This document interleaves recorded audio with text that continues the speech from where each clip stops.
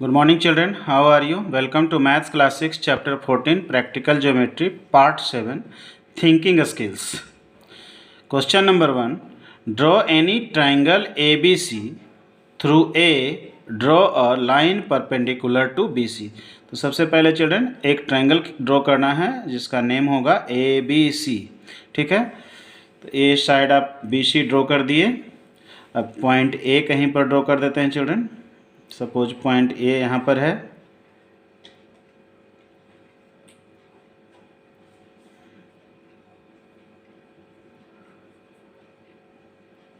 ये point A हो गया आपका, और ए से सी को भी ज्वाइन कर देंगे. तो ये आपका triangle A B C draw हो गया. ठीक है चिल्ड्रन, अब क्वेश्चन है कि ए से परपेंडिकुलर ड्रॉ करना है BC पर. ठीक है, तो एक लाइन होता था चिल्ड्रन दिया हुआ, और लाइन से बाहर कहीं एक पॉइंट होता था ABC कुछ भी, वहाँ पर से परपेंडिकुलर ड्रॉ करना हम जानते हैं. तो सेम प्रोसेस को फॉलो करेंगे. ये ट्रायंगल है, ट्रायंगल का ये वर्टेक्स है ए से हमको परपेंडिकुलर ड्रॉ करना है BC पर. ठीक है चिल्ड्रन, तो ए से BC पर परपेंडिकुलर ड्रॉ करने के लिए क्या करते हैं चिल्ड्रन, ए पर पॉइंटर कंपास रखते हैं और इस तरीके से आर्क काटते हैं BC में. ठीक है, जो कि BC को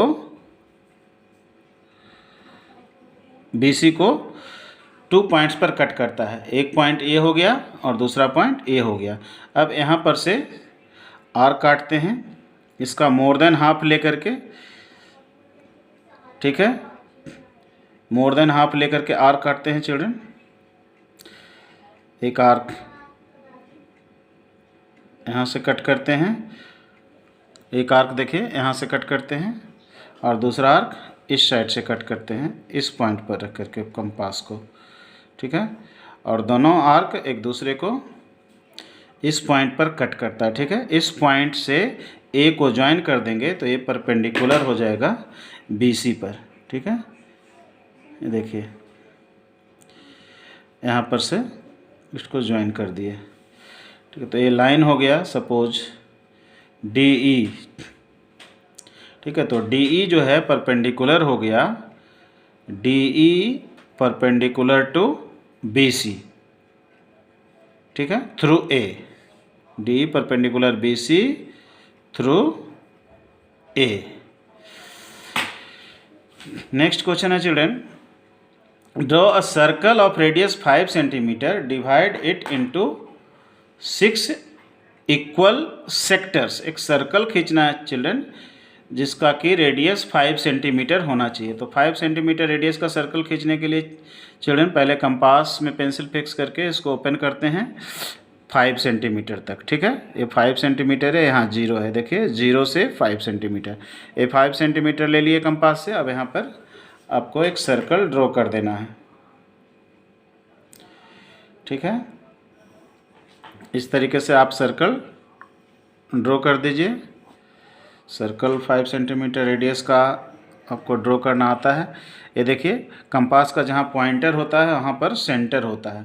ठीक है, ये सेंटर सपोज C है, ये सेंटर है आपका सर्कल का. इसको 6 इक्वल पार्ट्स में डिवाइड करना है चिल्ड्रन. ठीक है, तो ये जो रेडियस लिए हैं कंपास को इसको चेंज नहीं करेंगे. अब सर्कल के सरकमफेरेंस पर रख करके आर्क काटेंगे. देखिए सर्कल के सरकमफेरेंस पर पॉइंटर रखेंगे तो ये पेंसिल टिप कहाँ पहुँचेगा, सेंटर पर पहुँचेगा. देखिए अभी पेंसिल टिप सेंटर पर है सर्कल का. ठीक है, अब इससे आर्क काटेंगे. एक इधर देखिए सर्कल को एक जगह यहाँ पर कट किए और इधर भी कट करेंगे. 6 इक्वल पार्ट्स में डिवाइड करना होता है चिल्ड्रन, क्योंकि 1 आर्क में 60 डिग्री का एंगल बनता है, जानते हैं आप, और पूरा कंप्लीट सर्कल 360 होता है. तो 360 को 60 से डिवाइड करेंगे तो 60 होता है. तो आप आर्क काटते जाएंगे. ठीक है, देखिए एक इधर लेफ्ट साइड, दूसरा राइट साइड भी आर्क काट दिए. अब फिर इस आर्क पर जाएंगे. अब इस कंपास का ओपनिंग सेम रखेंगे, अनचेंज रखेंगे, फिर यहाँ कट करेंगे. देखिए जहाँ पर पॉइंटर रखा हुआ था यहाँ पर एक पॉइंट हो गया, फिर इधर एक पॉइंट बनाएंगे. ठीक है चिल्ड्रन, फिर अब इस पर रखेंगे, एक एक बढ़ते जाएंगे. अब ए आर्क जो बना, ए जो कट किए, इस पर पॉइंट रखेंगे और सर्कल को फिर यहाँ पर कट कर देंगे. ठीक है, फिर इस पॉइंट पर कंपास को रखेंगे, फिर कट कर देंगे। ठीक है, अब ये लास्ट हो गया, क्योंकि अब फिर यहाँ जब रखेंगे तो फिर इसी जगह पर आएगा जहाँ पर पहले से आर्क ड्रॉ हुआ है। तो अब देखिए, बिना रेडियस को चेंज किए हुए, कंपास के ओपनिंग को चेंज किए हुए आर्क काट दिए 1 2 3 4 5 6। ठीक है चिल्ड्रन, इसका मतलब ये सर्कल जो है 6 इक्वल पार्ट में डिवाइड हो गया। 6 सेक्टर में डिवाइड करना है चिल्ड्रन, तो सबको मिला देंगे सेंटर से, ज्वाइन कर देंगे। ठीक है, देखिए इस पॉइंट को सेंटर से मिला दिए, 6 पॉइंट जो मिला हमको सरकमफेरेंस पर, इसको ज्वाइन करते जाइए, आपका एक सेक्टर बन जाएगा। ठीक है, इस तरीके से देखिए पहला सेक्टर बन गया। ठीक है, फिर इस पॉइंट से भी मिला दीजिए, दूसरा सेक्टर बन जाएगा। फिर इस पॉइंट से मिला दीजिए, तीसरा सेक्टर बन जाएगा। सेंटर से सबको ज्वाइन कर देना है जितना भी आर्क किए हैं। ठीक है चिल्ड्रन, इससे इस पॉइंट को भी मिला दीजिए, ये चौथा सेक्टर हो गया। और फिर इस पॉइंट से भी मिला दीजिए, ये आपका पांचवा सेक्टर हो गया। छठा सेक्टर भी हो गया, 1 2 3 4 5 6। तो आपका ये 6 सेक्टर में डिवाइड हो गया सर्कल। ठीक है चिल्ड्रन, इसको नेम भी दे सकते हैं, जैसे पहला सेक्टर हो गया CAB, दूसरा सेक्टर हो जाएगा CBD, तीसरा हो जाएगा CBE, फिर हो जाएगा CDE, और फिर CEF, और फिर CFG। ठीक है, तो इस तरीके से 6 सेक्टर में सर्कल डिवाइड हो गया। हर सेक्टर का एंगल कितना होगा चिल्ड्रन? ये 60 डिग्री का होगा, क्योंकि 360 degree divided by 6 equal to 60 degree. ठीक है चिल्ड्रन, नेक्स्ट क्वेश्चन है children, mark the image of the point P in line L। This is line L and point P is there, name it as P dash. P का image draw करना है children. Image का मतलब mirror image. अगर यहाँ पर mirror रखेंगे children तो P इस साइड उसका इमेज बनेगा P का, जिसको हम नेम देंगे P डैश। ठीक है, मेजर AB, और फिर AB को मेजर करेंगे, BP को, AP डैश को और BP डैश को। Is AP equal to AP dash और BP equal to BP dash. तो सबसे पहले P का इमेज किधर होगा चिल्ड्रन? इसका अपोजिट साइड में होगा, इस लाइन L के। तो ये जितना ये डिस्टेंस है P का इस लाइन से, ये मेजर कर लेते हैं चिल्ड्रन, कंपासी से मेजर कर लेते हैं। और यहाँ पर इसके स्ट्रेट में यहाँ पर स्केल लगा दिए चिल्ड्रन, यहाँ पर पॉइंटर रख करके यहाँ पर एक पॉइंट लगा लिए। ठीक है, तो ये जो पॉइंट हो गया आपका, ये जो पेंसिल जो पॉइंट बनाया यहाँ पर, ये P डैश हो गया आपका। ठीक है, अब P डैश को B से ज्वाइन कर देंगे तो BP डैश आपका मिल जाएगा।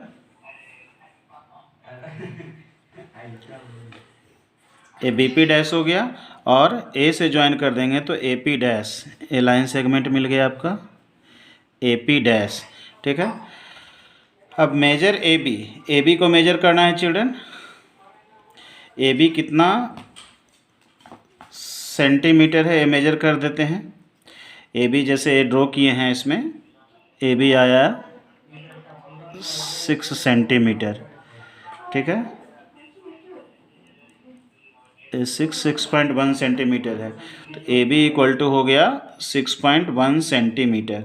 ठीक है, BP को मेजर करते हैं। ये BP है, ये आपका 2.9 centimetre. BP equal to 2.9 centimetre. ठीक है, AP डैश, अब AP डैश को मेजर करते हैं चिल्ड्रन।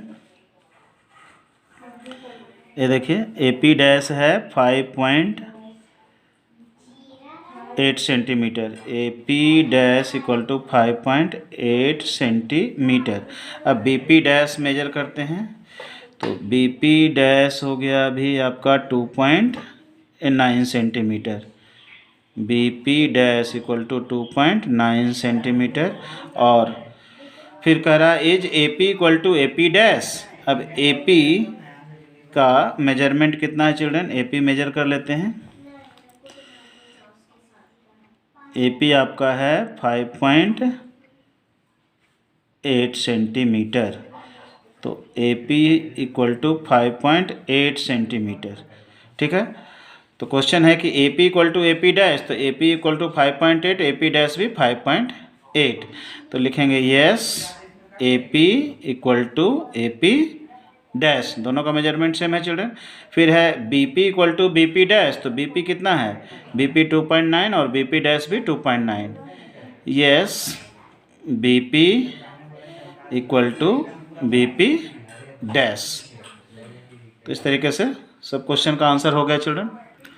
नेक्स्ट क्वेश्चन है children, copy angle A O B shown in given figure using a ruler and compass, construct an angle equal to 2.5 times angle AOB। तो सबसे पहले तो AOB को कॉपी करते हैं चिल्ड्रन।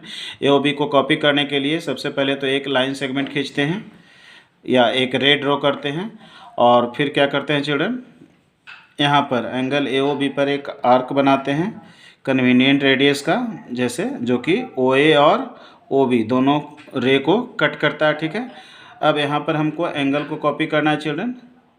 O का कॉपी यहाँ पर O डैश होगा। ठीक है, तो यहाँ पर एक सेम रेडियस का आर्क ड्रॉ करते हैं चिल्ड्रन, या सेमी सर्कल खींच देते हैं सेम रेडियस का। ठीक है, अब एंगल को कॉपी करने का तरीका है चिल्ड्रन, इसको मेजर करते हैं, इस एंगल को ओपनिंग को मेजर करते हैं। कंपास यहाँ पर पॉइंटर रखते हैं, पेंसिल के दूसरे एंड को, पेंसिल वाले एंड को यहाँ पर ले जाते हैं। ये देखिए ये मेजर हो गया, इतना अगर कट कर लेंगे तो ये एंगल का कॉपी हो जाएगा। देखिए ये कॉपी हो गया एंगल का। ठीक है, तो एंगल कॉपी करने का तो तरीका ये हो गया, इसको अगर ज्वाइन कर देंगे आप तो एंगल कॉपी हो गया। Angle A dash O dash और बी डैश। ठीक है, एक कॉपी हो गया इस एंगल का, ए ओ बी का कॉपी हो गया, A dash O dash B dash. अब कह रहा है चिल्ड्रन कि इसका 2.5 टाइम्स का एक एंगल बनाना है ए ओ बी। ठीक है, एंगल ए ओ बी का 2.5 टाइम्स।